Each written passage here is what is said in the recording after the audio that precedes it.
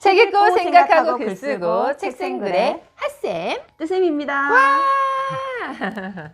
선생님, 네. 선생님 오늘 아주 네. 멋진 책을 준비하셨더라고요. 네. 저도 이 책에 대해서 되게 관심이 많은데 네, 네. 자, 한번 볼까요? 천년의 학을 품은 고려 청자라는 와. 책이었어요. 네. 제가 이 책을 또 소개하는 이유 궁금하시죠? 네. 첫 번째는 그림이 정말 훌륭하다라는 생각이 좀 들었어요. 특히 이 그림을 그린 화가들이 부부더라고요. 부부 화가가 이 작업을 공동으로 진행을 했는데 마음이 이렇게 착착착 맞아서 그런지 쏙쏙 들어오는 그런 그림이었었어요. 그래서 뭐 고려 청자를 더욱 돋보이게 만든 그림이었다. 이게 눈에 들어왔고요. 두 번째는 판형이 시원시원해요. 이게 좀 크잖아요. 판형 네. 자체가. 그러다 보니까 그림을 볼 때도 정말 그림책을 본다 이런 느낌이 들어요. 그리고 타이틀도 여기 보면은 한국사 그림책이라고 되어 있거든요. 그래서 정말 한국사 그림책이구나 이 생각이 들었고요. 세 번째는 이 책에는 그림이 많아서 읽기에 부담을 느끼는 아이들이 읽기에 참 좋겠더라고요.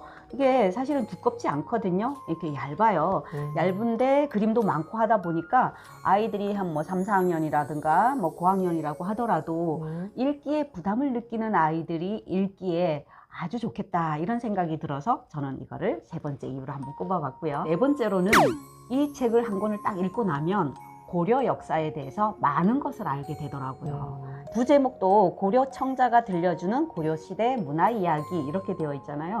그래서 이거는 고려 청자를 기준으로 해서 고려 사회가 어떠했는지를 정치 분야, 문화 분야, 생활 분야를 다각도로 이렇게 다루어 주고 있더라고요. 그래서 이 책을 저는 꼽아봤습니다. 네.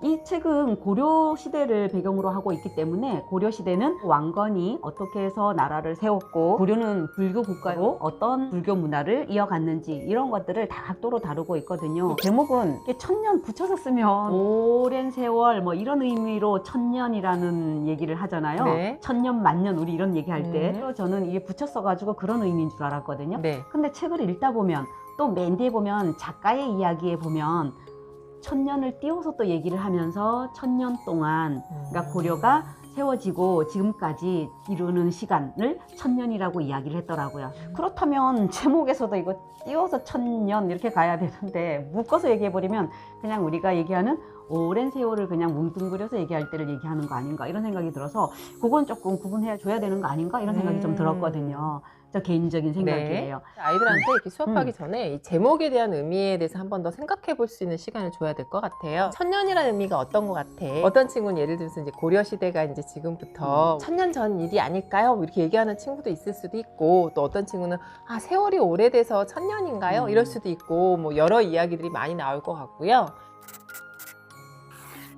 고려는 잘 안 알려져 있는 것 같아요. 아이들 보면 역사를 막 좋아하더라도 삼국시대 다음에 이제 고려시대로 넘어갈 때 좀 힘들어하는 친구들이 있거든요. 고려 청자를 통해서 역사적 배경도 잘 이야기해주면 역사 수업에 도움이 많이 되겠죠? 네, 네. 정말 그래요. 우리가 청자 하면은 또 뭐니 해도 청자 상감 운항문 매병이잖아요. 네. 전영필 선생이 그 당시에 우리 돈으로 2만 원, 즉 2만 원이면 그 당시로는 한옥을 기와집을 20채를 살 수 있는 거금이었다고 하잖아요. 이 책에서는 문화재가 그만큼 중요하다라는 거를 계속 이야기하고 있거든요. 예, 그 이야기를 문화도국이라는 네 글자로 이야기를 하더라고요. 이 문화재를 지킨다는 것, 그 다음에 지금도 계속 지켜나가야 된다는 것 우리의 숙제가 아닐까 싶어요, 선생님. 네. 저는 이 책이 또 선생님이 또 고르셨다고 해가지고 너무 반가웠어요. 제가 지금 도자기 수업을 하고 있거든요. 저희 선생님께서 고래청자를 만드시는 분이에요.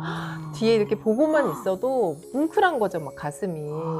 근데 너무 멋지기도 한데 그거를 만들어내기까지 자신의 인생을 다 바쳐야 한다는 거. 그러니까요. 네, 그냥 평생을 바치시는 것 같아요. 그러니까 뭐든지 전문가가 되기 위해서는 간단한 게 없는 것 같아요. 저희 수업도 보면 아이들 이렇게 막 가르치고 또 하다 보면은 조금 영혼이 지칠 때가 있잖아요, 선생님. 근데 제가 이 흙을 일주일에 한 번 만지는데 아, 왜 흙을 만지는지 알겠어요.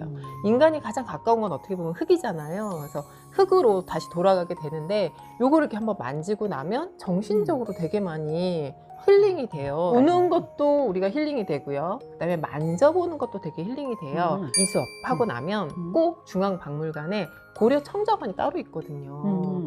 꼭 가보시라고. 왜냐면 이 안에 예술품들이 다 있어요. 거기 가면. 또 꼭 가서 자신이 직접 눈으로 봐야지만 이 아름다움이 무엇인지, 이게 뭔지를 알아야지만 문화재를 지켜야겠다라는 마음을 갖는 아이로 자란다는 거죠. 네. 그래서 저도 예전에 간송미술전이 또 우리 대구에서 열렸었던 적이 있었거든요. 네. 거기 가서 또 도록을 한번 사봤는데 간송미술관에 그 보관하고 있는 청자에 대해서 여기 쫙 또 소개가 되어 있거든요. 네. 그래서 이 간송미술관도 좀 한번 가보는 것도 도움이 되겠다라는 네. 생각이 들어요. 네, 대표적인 이 작품도 한번 보면서 그죠. 저는 또 이 책에서 특히 또 주목했던 부분이 어디냐면 뒷부분에 보면은 상감청자를 만드는 방법에 대해서 여기 이제 좀 나와요. 그래서 시험에 나오잖아요. 네, 이게 자세하게 잘 되어 있고 그 그림도 정말 예쁘게 아주 실감나게 잘 소개가 되어 있어서 이 부분도 꼭 빼놓지 말고 아이들이 읽었으면 좋겠다. 아이들은 왜 이야기가 끝나는 데까지만 읽고 이 뒤에를 안 읽게 되잖아요, 자꾸. 그래서 요 뒷부분까지 꼭 읽으면 좋겠다라는 생각이 들었고요. 네. 고려 청자를 주로 만들었던 곳이 저 강진이라는 곳이잖아요. 그래서 강진에도 가면 고려 청자 박물관이 있다고 합니다. 네. 그래서 그 소개도 여기도 하고 있으니까 네. 고려 청자 박물관도 꼭 한번 가보면 좋겠다 이런 생각. 침몰했던 배에서 많은 고려 청자를 발견했다고 합니다. 그렇죠. 네. 고려 청자를 강진에서 만들어서 개경으로 올라가려면 육로로 가기보다 해로로 가는 게 훨씬 빨랐잖아요, 옛날에는. 그래서 배를 이용해가지고 고려 청자를 가지고 운반하다가 풍랑을 만나서 많이 그 서해바다 쪽에 많이 이게 침몰되어 있다 그러잖아요. 그러니까 역사 쪽으로 관심이 많은 친구들 있거든요. 이게 너무 재밌는 분야인 거죠. 저희는 울산인지 또 경주 쪽하고 네. 가깝고 해서 아이들하고 경주 답사 같은 거 가면 발밑을 꼭 봐라. 너희가 여기에서 그 유명한 무엇인가 발견할 수도 있다. 대신에 보이는 사람만 보이는 거죠. 역사책에 너희들 이름 들어간다 막 이렇게 얘기를 하죠. 흥수 아이처럼. 네, 맞아요. 누구누구 아이, 그죠? 김흥수 씨가 발견해서 흥수 아이라는 이름 붙고 이러잖아요. 그렇죠. 그래서 우리가 이렇게 문화재 너무 바쁜 시간을 보내다 보면 가깝게 하기가 너무 힘든데 일부러라도 꼭 박물관 가봐야 되고 또 이렇게 유적지도 한번 가봐야 되고 더 좋은 거는 강진 가보는 거죠. 그렇죠. 이 책은 또 뒤에 보면은 한국사 그림책 시리즈 해가지고 소개가 쫙 되고 있는데요. 네. 지금 현재 20권이 나왔네요. 시리즈로 자기가 필요한 책을 사서 보시면 훨씬 더 감흥을 느낄 수가 있을 것 같습니다. 와, 오늘도 한 편의 좋은 책을 또 읽게 되었네요. 자, 그렇다면 선생님이 소개해 주신 이 책 독활동은 뭐로 할까요? 저는 두 가지로 한번 생각해 봤거든요. 첫 번째는 이게 조금 시간이 필요한 일이긴 한데 네. 하면 참 좋겠다라는 거예요. 그래서 한번 소개는 해봐 드릴게요. 저희가 네. 수업 시간에는 할 수 있을지 없을지는 잘 모르겠는데요. 네. 뭐 가정에서라도 꼭 해봤으면 좋겠다라는 건데 찰흙이나 아이클레이를 준비를 해서 작게라도 한번 도자기처럼 이런 매병 같은 걸 한번 만들어 보게 하는 거예요. 저도 예전에 그 우리 옹기마을도 있잖아요. 네. 거기 가가지고 미니 도자기를 한번 만들었던 적이 있거든요. 그래서 그런 식으로 뭔가 선생님 아까 도자기 만든 것처럼 네. 손으로 뭔가 해보는 걸 아이들 되게 좋아하거든요. 그렇죠. 이거 꼭 한번 추천해 드립니다. 두 번째로는 학이 되어가지고 청자, 상감, 운항문, 매병을 한번 소개를 해보는 글쓰기. 이걸 해봐도 참 좋겠다라는 생각 해봤습니다. 이 부분에 보면 많은 문화재에 대한 설명도 있고 유명한 인물들도 나오잖아요. 그래서 네. 그 부분만 발췌를 해서 본인이 직접 이 이야기